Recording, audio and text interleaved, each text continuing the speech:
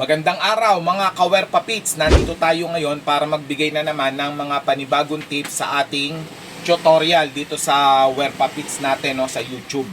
Okay, so ito yung ating gagawain ngayon, yung model na Storm 18 at 18K Tsunami. Ayan, impedance 8 ohms at power ay 1,800 watts. So, ito yung ano niyan, mga ka-Werpa Pits. Ito yung speaker na yan. So, ang voice coil niyan ay nasa 6 inches, no, or 150 mm. Okay, so ituturo ko sa inyo, no, yung ano, yung kung paano natin 'to gagawin, no. And then paalala lang din, no, para lang 'to sa mga gusto matuto, sa mga newbie. So, sa mga professional na magawa ng speaker, so hindi para sa inyo to, no, pero kung makakapag-share kayo ng kaalaman nyo, so paki-comment na lang sa video at para makatulong tayo at mapag-usapan natin, no. Okay, so sa ganitong speaker, no, once na diniinan natin yan at ayan, ayaw umano, ayaw bumaba, pero pag inangat natin, ayan, no, naangat pero may ano, na kiss-kiss, ayan. So, ibig sabihin yan, ano na yung coil niyan? Humakab na sa pole piece ng speaker. So, kung humakab na yan, automatic, ano na yan? Sunog na yan. So, sa mga hindi marunong magkalas, no, huwag nyo na i-attempt na kalasin or tuklapin itong, ano, itong dust cap kasi once na hindi mo naman talaga alam pa yan, maaaring ma-damage mo itong dust cap and then ma-damage mo din yung cone, na ibig sabihin lalaki yung gastos natin. So para maiwasan natin yon, panoorin nyo yung aking video para kahit papano ay meron kayong kaalaman na pwede nyong pagyamanin na pagkakitaan din pagdating ng time, no. Okay, so dito, no, itong dust cap na to, no, makikita nyo matigas yung gilid na yan, matigas, no. Okay, so para hindi natin ma-damage yung cone, ayan, ito yung cone, kinakater ko lang yan, no, ayan, no, kinakater. So may portion niya na ano, na kumbaga matigas, and then may portion na medyo malambot na, ayan, no. So kakatirin natin yan mga ka-Werpa Pits, paikot, no. Pero merong mga gumagawa niya na iniinitan nila yan. So gagamitan ng heater and then tutuklapin, no. Okay, so bakit ito yung napili kong sistema, no? Since ang target natin dito ay mga newbie, para maproteksyonan natin tong cone. So napakamahal ng cone na yan at minsan wala pang mabilihan. So mas safety to mga ka-Werpa Pits, no. Ayan, so sundan nyo lang ako, ipapakita ko sa inyo step by step paano ang mga gagawain natin dyan. Ayan, kakatirin natin yan, ayan, no, gamit yung NT cutter. So mas maganda kung ano, matalim. And then dahan-dahan lang mga ka-Werpa Pits, kasi pwedeng lumusot itong talim papunta dito sa cone, so madadamage yung cone. Kaya yung baon natin niya nasa 5 mm lang. Ayan, yan, ganyan lang, oh. Tingnan nyo yung baon niya, no. Ayan lang halos, oh. Ayan, so wag nyo na punahin yung kuko kung madumit. Ano yan, kapangyarihan yan pag naggagawa ka ng mga speaker. Ayan, paikot lang yan, oh, dahan-dahan, oh. Ayan, so tiyagaan lang mga ka-Werpa Pits, no. Ganyan talagang ano, buhay, kailangan magtsatsaga. Okay, so wag nyo kakatirin dito mismo sa ano, sa cone, ayan. Wag nyo kakatirin yan, madadamage yung cone natin, no? Dahil tong dust cap na yan, kahit madamage yan, sa halagang 100 hanggang 200 piso, makakabili ka niyan. Hindi kagaya ng cone, pag yan ang na-damage mo, 1,000 yan. Bukod sa 1,000, mas mahirap ikabit yan. Ayan, mas matrabaho. So, ayan, no. Ayan, paikot lang tayo mga ka-Werpa Pits. Ayan. Ayun, no. Tanggal. Okay, so ito yung ano, voice coil na sinasabi ko. Ayan. Iaangat ko mga ka-Werpa Pits. Ayun, no. Tutong na tutong, ayan, no. So, ang voice coil niya ay in-out, no, kasi meron dito sa loob, ibig sabihin meron din yan sa labas. So in out ang voice coil na yan na 152 mm or 150 mm. Ayan,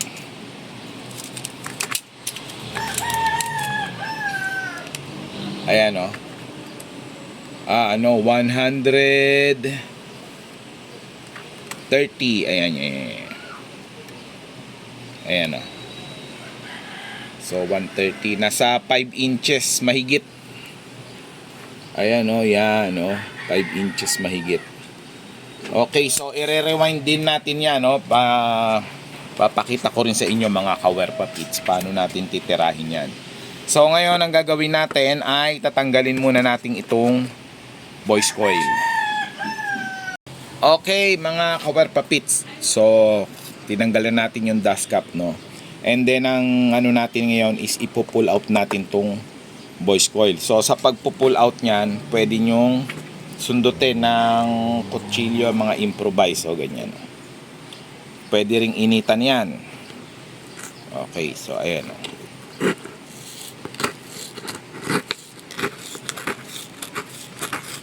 Paikot lang yan mga kawerpa pits.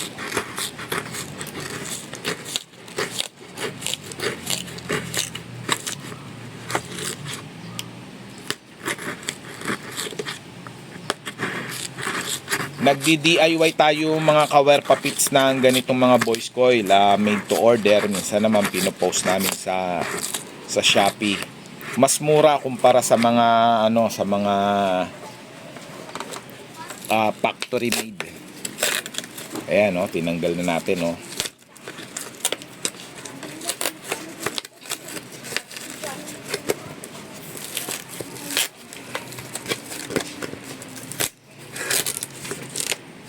Okay, so natanggal na, oh. Ito, minsan nagagamit pa yan yung mga coil form na yan. And then ito yung ating voice coil. Ayan yan, oh. Sunog na sunog.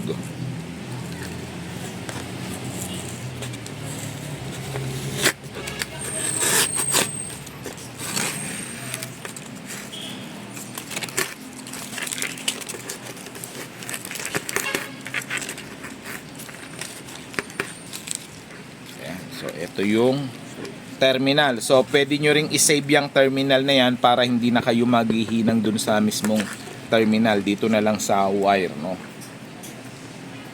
Pero pwede rin naman dun sa wire. So mas maganda. Okay, so mapapansin nyo, kawerpa pits, merong yan, damper sa ibabaw or spider. Ayan, no.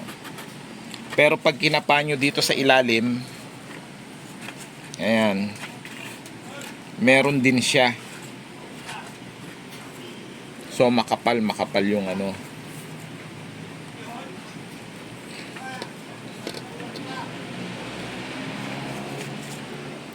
Ayan, so titingnan natin kung kung double damper, kasi pag double damper yan, obligado babaklasin natin tong ibabaw.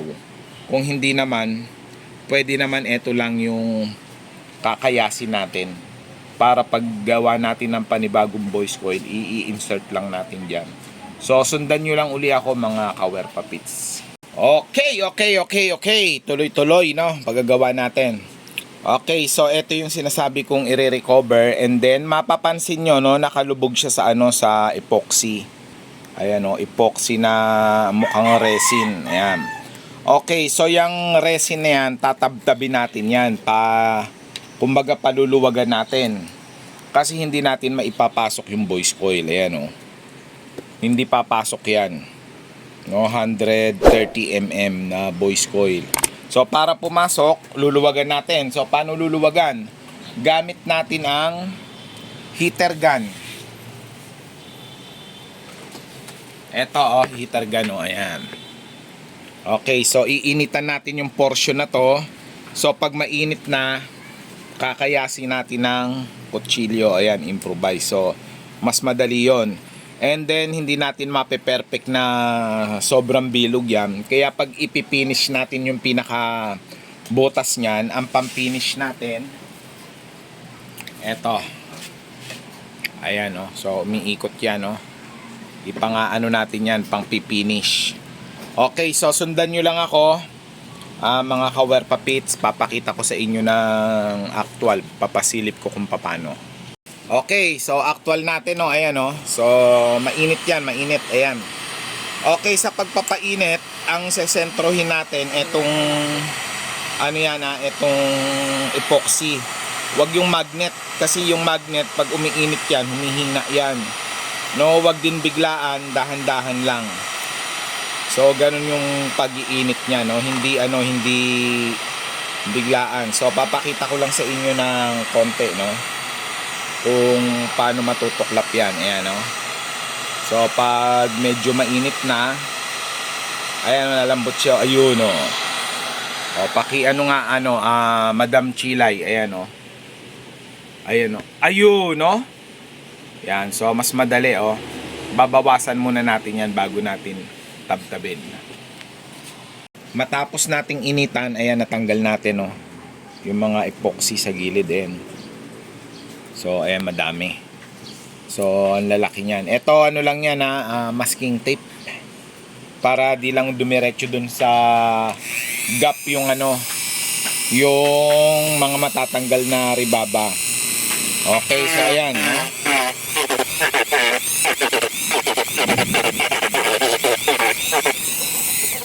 Okay, so kakayasin lang natin yan, no, hanggang sa maipasok natin to.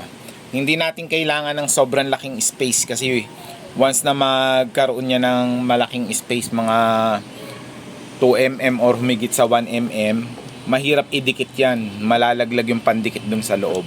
So ganun lang, idediretso lang natin yan hanggang sa pumasok tong voice coil. Ayan. Ayan, mga kawerpa pits, tapos na natin siyang hasain, no. So makikita nyo ang distansya niyan dito, no, sa copper, yung butas ay lang yan. So wala pang 0.2 mm, kasi once na nakalagpas yung tanso, yung coil, etong portion ng ibabaw na yan, mas maliit yung diameter niyan, kaya magkakaroon ng siwang, no. Yung siwang na yun yung magsisilbing lusutan ng pandikit para magkapit yung coil at yung cone. Ayan. So bali mangyayari dito, na lang natin to, didikit na lang natin. Ayan. So sundan nyo lang uli ako, mga kawerpa pits. Ikabit ang spacer, and then nakaangat ng mga 5mm yan, 5mm. So para naka-align siya. Okay, so eto na lang yan. Lalagyan natin ng pwedeng epoxy A&B or epoxy special formulation. So pag matagal yung pandikit, may possibility na bumaba yan papuntang gap or magnet. So didikit. Pag naman masyadong mabilis yung epoxy pipe, maaaring hindi ma-penetrate dun sa kinakapitan niyang damper. Maaaring dito lang banda yung pandikit sa ibabaw, no. So kaya ang pinili natin pandikit dun is yung nasa pagitan lang, no. Yung epoxy pipe kasi dapat mga 3 minutes, 4 minutes nakaset na.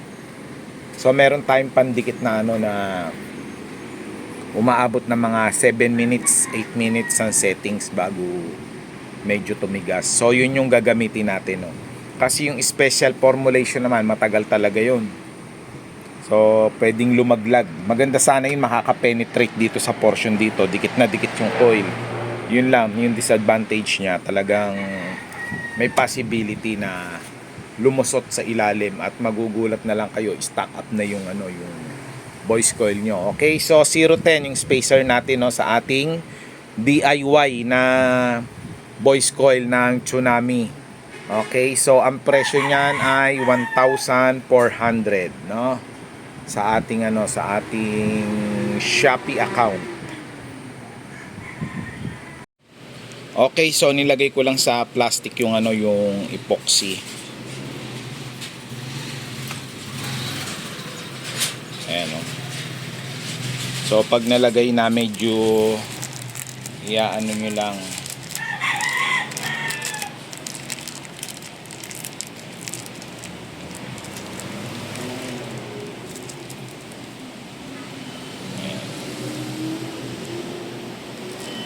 So epoxy yan, malambot siya.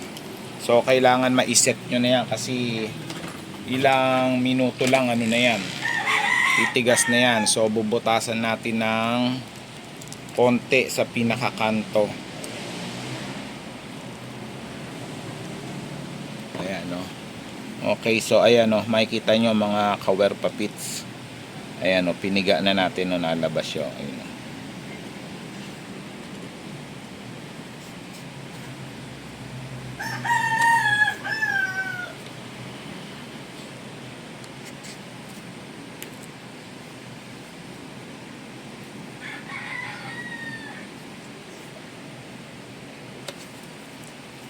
Ayan, pipigain nyo lang konti, oh.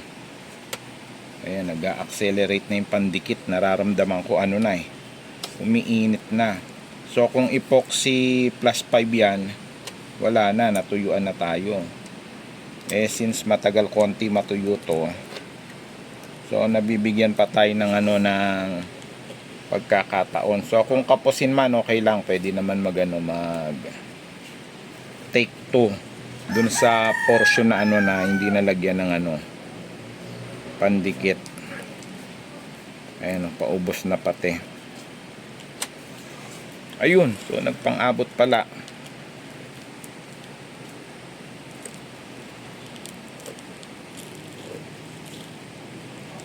Ayan, so makikita nyo nagpang-abot, no.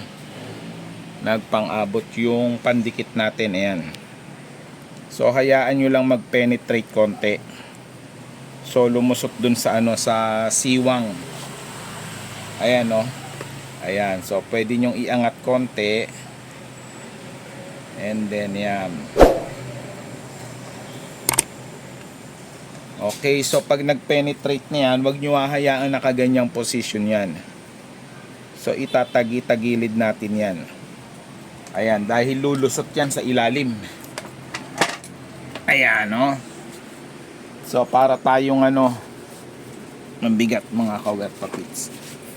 Ayan, so para tayo na mamanibela. So tsatsagain nyo lang mga kawer papits para hindi bumaba yung epoxy dun sa ilalim. So ingatan nyo lang din dahil mabigat to, baka bumaksak.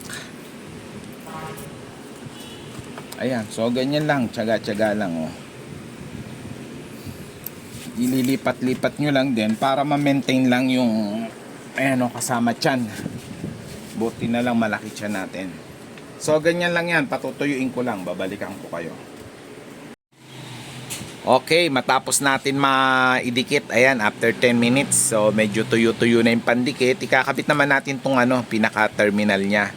So sa pagkakabit niyang terminal, ihihinang natin dyan, and then after natin mahinangan, so kailangan uli applyan niya ng epoxy or rugby, pero mas maganda kung epoxy na para hindi siya mag-vibrate at mapuputol. Okay, so pakita ko lang yung settings natin, ayan, swabbing swabe, ayan, okay, so ihihinang na natin. So sa pagkakabit niya, igaganyan nyo lang yung terminal niyan, and then yan, ibubuhol natin dito sa pinaka pigtail. Ibubuhol lang and then hinang. So medyo mahirap lang maghinang pag tutok yung camera, so ulit, ididikit dyan, ibubuhol, iikot, ilang iikot lang, and then hihinang. Okay, dun sa voice coil natin, may separate tayong video nya, sa wear papits. Hanapin nyo lang mga ka-wear papits, nandoon yan yung pagre-rewind natin ng in-out na voice coil.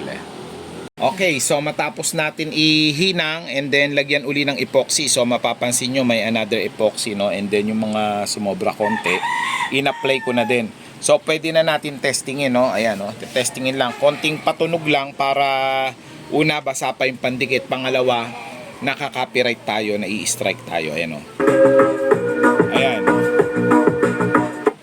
Okay, so natunog na. So muli, maraming salamat sa panonood, sana may natutunan kayo at paki-subscribe na. So shout out sa GIG. So lights and sounds dito sa Bacoor, Cavite, kay kay Boss Gary Gawaran.